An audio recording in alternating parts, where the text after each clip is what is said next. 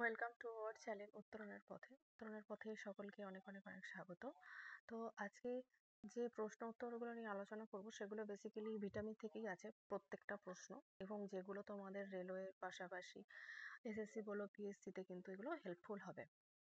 তো চলো দেখি প্রথম প্রশ্ন কি রয়েছে। প্রথম প্রশ্ন রয়েছে, which scientist is Discovery of vitamin. ভিটামিনের খোঁজ কে করেছিল প্রথম?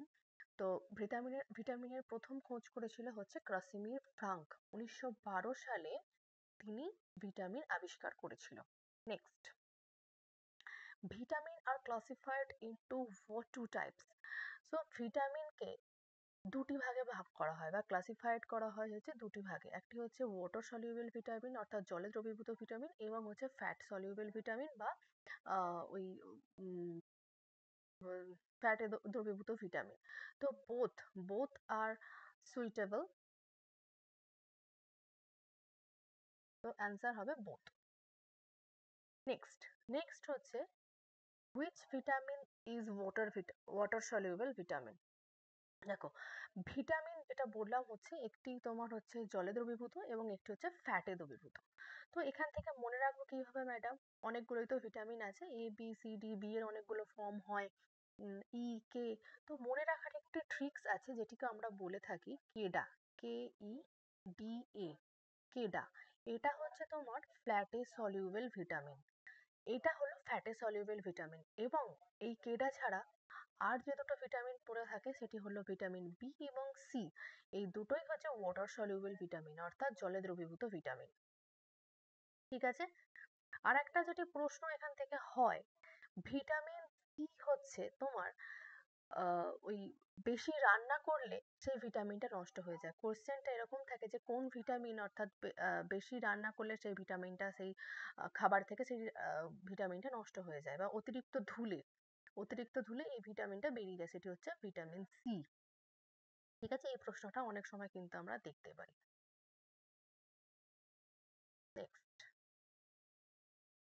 নেক্সট দেখো রয়েছে, which vitamin is also known as Sunshine vitamin. দেখো, এই প্রশ্নটা অনেকেই আমরা কম বেশি ছোট থেকে পরিচিত এই প্রশ্নটা সম্পর্কে। ভিটামিন ডি হচ্ছে সানশাইন ভিটামিন, কারণ ছোট থেকে দেখবে মা ঠাকুমারা বলতো না, ওই যে রৌদ্রে দেওয়ার একটা টেন্ডেন্সি। তো ভিটামিন ডি হচ্ছে সানশাইন ভিটামিন। ভিটামিন ই তাহলে আমরা ভিটামিন এর অভাবে কি হয় না, রেটিনল রোগ হয়।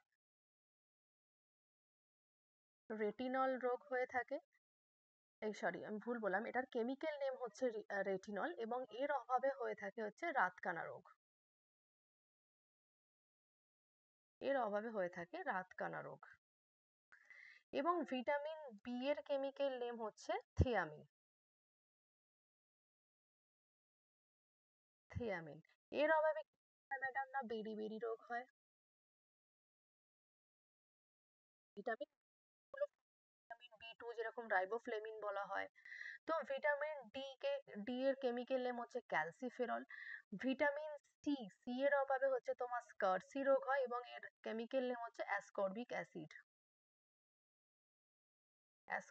অ্যাসিড। এবং এটির অভাবে হচ্ছে স্কারভি রোগ হয়ে থাকে ভিটামিন সি এর অভাবে। ওকে, নেক্সট দেখো রয়েছে, what is the chemical name of vitamin A. এই আগেই বলে দিলাম এটা, যে রেটিনল হচ্ছে ভিটামিন এ এর কেমিক্যাল নেম, যেটির অভাবে রাতকানা রোগ হয়ে থাকে। ওকে, ভিটামিন ই এর vitamin E sorry vitamin E এর কেমিক্যাল নেম হচ্ছে টোকোফেরল।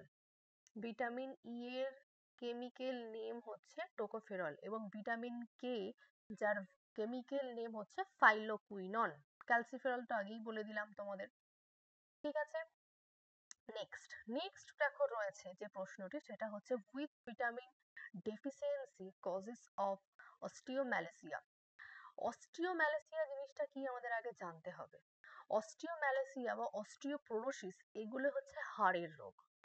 তো অস্টিওপোরোসিস যে রোগটি হয় সেটি হচ্ছে যে আমাদের যেরকম দেখবে ওই কাঠে ঘুণ ধরলে যেরকম কাঠগুলো ভিতরে নষ্ট হয়ে যায় না, তো অস্টিওম্যালাসিয়া বা অস্টিওপোরোসিস এই ধরনের রোগগুলো হলে হাড়ের ভিতরে যে ক্যালসিয়াম বা ফসফরাস যেগুলো থাকে সেগুলো পুরোপুরি নষ্ট হয়ে যায়। তো এটি বেসিক্যালি ভিটামিন ডি এর ডেফিসিয়েন্সিতে হয়। ভিটামিন ডি এর ডেফিসিয়েন্সিতে অস্টিওম্যালাসিয়া রোগটি হয়ে থাকে। ভিটামিন সি এর অভাবে কি রোগ হয় তোমাদের আগেই বলে দিয়েছি, ভিটামিন এর অভাবে কি হয় সেটাও বলে দিয়েছি। নেক্সট দেখো রয়েছে ভীষণ ইম্পর্টেন্ট প্রশ্নটা, পরীক্ষায় বহুবার আসে এই প্রশ্নটা। তো what is the chemical name of vitamin বি12? ভিটামিন বি12 important, vitamin B five, vitamin B nine, এগুলো হচ্ছে আমাদের একদম মুখস্থ রাখতে হবে, ভুললে একদম চলবে না। ভিটামিন বি12 এর কেমিক্যাল নেম হচ্ছে সাইনোকোবালামিন। সাইনোকোবালামিন। তোমাদের ভিটামিন এর বলেই দিলাম যে ভিটামিন বি1 এর কেমিক্যাল নেম রাইবোফ্লেভিন, হচ্ছে ভিটামিন বি2 এর কেমিক্যাল নেম রাইবোফ্লেভিন, এবং ভিটামিন বি3 হচ্ছে নিয়াসিন, ভিটামিন বি3 নিয়াসিন। নেক্সট দেখো, নেক্সট রয়েছে what is the chemical name of vitamin B nine? Vitamin B nine basically এটা প্রেগনেন্সির জন্য এই ভিটামিনটা ভীষণ হেল্পফুল, এবং এটি আমরা পেয়ে থাকি ফলিক অ্যাসিডে। ফলিক অ্যাসিডকেই আমরা ভিটামিন বি9 বলে থাকি। এবং নিয়াসিন হচ্ছে ভিটামিন বি3 এর কেমিক্যাল নেম নিয়াসিন। কোবালামিন তো পড়লেই আগে। Next, which vitamin is known as beauty vitamin? দেখো বিউটি ভিটামিন এটা সম্পর্কে এই প্রশ্নটা অনেক মেয়েরাই প্রায় জানে আজকালকার বর্তমান দিনে। বিউটি ভিটামিন হিসাবে আমরা চিহ্নিত করতে পারি হচ্ছে ভিটামিন ই কে।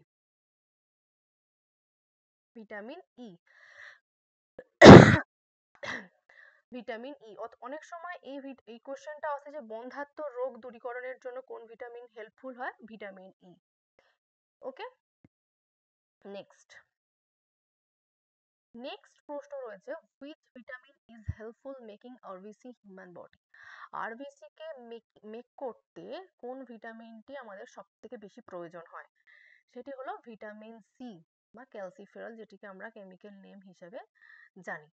ভিটামিন সি সম্পর্কে আর একটা প্রশ্ন যেটা হয় যে অনেক সময় ঘা নিয়ন্ত্রণের জন্য কোন ভিটামিন ইউজ করা হয়? তো ভিটামিন সি কিন্তু ইউজ করা হয় ভিটামিন এই ঘা নিয়ন্ত্রণ করতে বা আরবিসি মেকিং করতে। এখান থেকে একটা প্রশ্ন আর একটা যেটা হয়, আরবিসির মেয়াদকাল, আরবিসির মেয়াদকাল কতদিন? 120 দিন। ওকে, তো এই ছিল আজকের প্রশ্নগুলো।